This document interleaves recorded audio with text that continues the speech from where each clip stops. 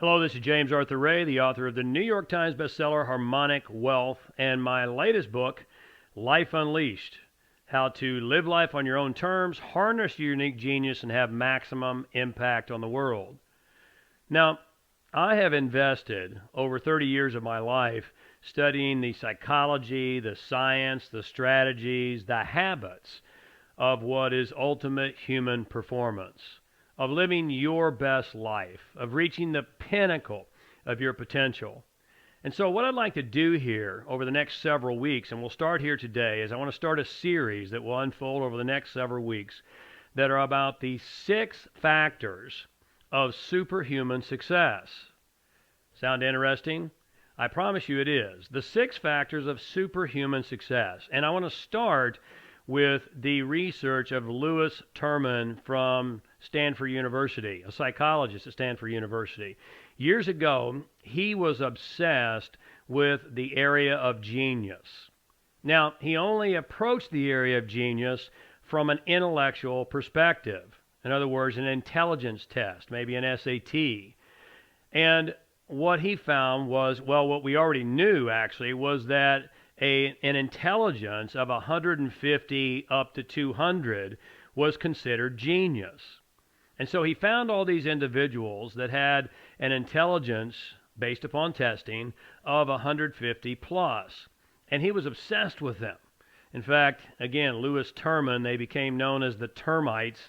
And he traced these termites over years and years and years and years. And what he found was really quite disappointing, is that the individuals with this high level of intelligence measurement did very little to nothing of significance in the world, with very few exceptions. And now there's been a lot of research in this arena. And what we now know is that once you reach an intelligence level of about 120, that's all you need, because above that, it really doesn't do much more for you unless you're going to be a college professor. Now let's flash over to the work from Harvard University that has been conducted on areas of genius. And what we have found in that research is that there are about 8 different areas of genius that are not just measured by intelligence. This is the work of Howard Gardner from Harvard.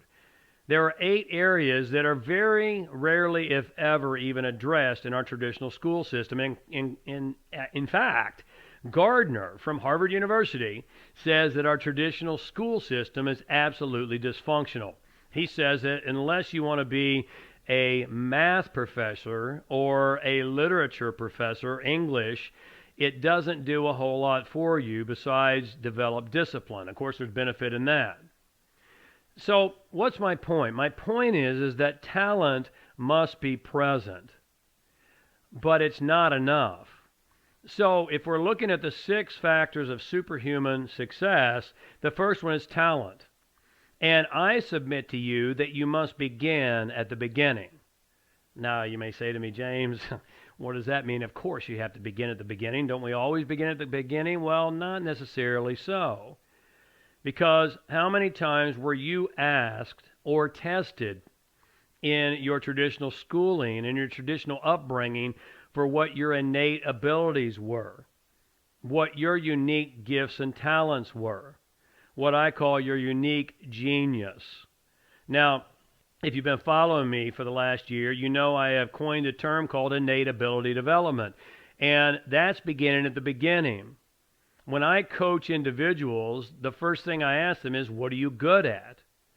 And here's a little clue. A lot of people don't know, quite frankly, what they're really good at because they've never been asked the question, and they certainly have not been encouraged to find the answer. Isn't it true that you, like me, were just trained in traditional schooling in a sheep dip fashion, one size fits all? Everybody learns the same thing. How many times did they ever take you aside and find out what your unique gifts are? You know, I coached a young lady years ago in Atlanta, Georgia, who was diagnosed as ADD, and she did poorly in school. She carried that moniker with her throughout the entirety of school, got very bad grades, and yet she was an absolute genius in training horses. She was a horse whisperer if there ever was one. But you see, we don't grade that, and we don't hold it in high value in our traditional society. And so talent is the first place, and what I'm going to submit to you is that when you begin at the beginning, in other words, you ask yourself, what am I innately good at? And here's a little hint. You always love what you're good at, right? I mean, every single one of us loves to be good at what we're doing, and we always love what we're good at. And so what am I innately good at? What's my unique genius? If you want to do this to find out, trace your life all the way back to your childhood and begin to diagnose what were you always attracted to? What did you always have a good time with? What were you innately able to do? Work with your hands? Not me. You know, I'm more of the thinker type. Work with your voice. There's a whole 8 different levels of genius, according to Howard Gardner. And when you find what yours is, then that's your innate ability. And when you begin to develop that, then you have a much greater propensity and probability that you're going to be superhumanly successful. Now, success is a broad term, isn't it? It can be measured in many different ways. There's very few guarantees as far as accolades and trophies and money, but what is absolutely guaranteed is that when you find your innate ability, your unique genius, your God-given talents, gifts, then you will be doing what you love, and you will love what you do. That's the first step. There's 5 more. I hope you'll stay tuned to this series, and I hope I've given you some things to think about. Until we speak again, as always, stay awake, love life, and be epic.